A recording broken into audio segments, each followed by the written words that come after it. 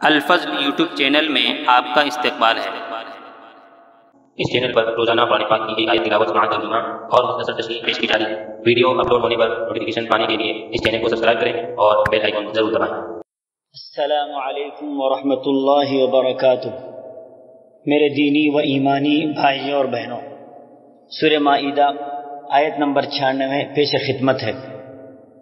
اعوذ باللہ من الشیطان الرجیم۔ احل لکم صید البحر وطعامہ متاعا لکم وللسیارہ وحرم علیکم صید البر ما دمتم حرما واتقوا اللہ الذی الیہ تحشرون۔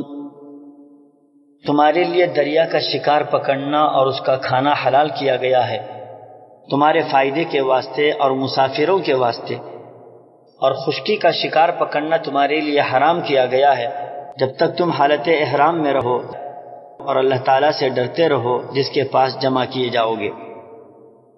حضرات، آیت کا پہلا حصہ احل لکم صید البحر وطعامہ متاعا لکم وللسیارہ، یعنی دریا کا شکار تمہارے لیے حلال کر دیا گیا اور اس کا کھانا بھی، تاکہ تمہارے لیے اور مسافروں کے لیے نفع اور فائدہ ہو۔ پچھلی آیات میں حالت احرام میں شکار کی ممانعت کا تذکرہ تھا اور شکار سے بچنے کی تاکید کی گئی تھی۔ آیت کے اس حصے میں سب سے پہلے یہ بات کہی گئی کہ حالت احرام میں تمہارے لیے مچھلی کا شکار کرنا جائز ہے اور اس کا کھانا بھی تمہارے لیے جائز ہے، خواہ مچھلی تازہ ہو یا سوکھی ہوئی ہو۔ اس سے یہ بات بھی ہے کہ دیگر مردار جانوروں کا گوشت کھانا حرام ہے، البتہ مردار مچھلی کا کھانا جائز ہے۔ گویا مچھلی غذا کے طور پر اللہ کی طرف سے ایک بہت بڑا انعام ہے ہر ایک کے لیے جو سمندر کے کنارے آباد ہو یا وہاں سے مسافر کے طور پر گزر رہے ہوں۔ خلاصہ یہ ہے کہ مچھلی کھانا ہر ایک کے لیے جائز ہے۔ وحرم علیکم صید البر ما دمتم حرما، جب تک تم حالت احرام میں ہو خشکی کا شکار تم پر حرام ہے، یعنی اگر کسی احرام والے نے شکار قصدن کیا ہے تو اسے کفارہ بھی دینا پڑے گا، گنہگار بھی ہوگا۔ غلطی سے شکار کر لیا تب بھی اسے کفارہ دینا ہوگا اور شکار کھانا بھی صحیح نہیں ہوگا۔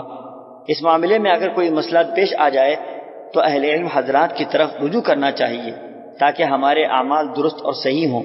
واتقوا اللہ الذی الیہ تحشرون، ہر معاملے میں اللہ سے ڈرتے رہو، اس کے احکامات کا پاس و لحاظ رکھو اور اس کی منع کردہ چیزوں سے بچتے رہو، کیونکہ ہم سب کو اللہ کے یہاں حاضر ہونا ہے۔ اللہ تعالی ہم سبوں کو صحیح دین کی سمجھ عطا فرمائے، آمین۔ وآخر دعوانا ان الحمد للہ رب العالمین۔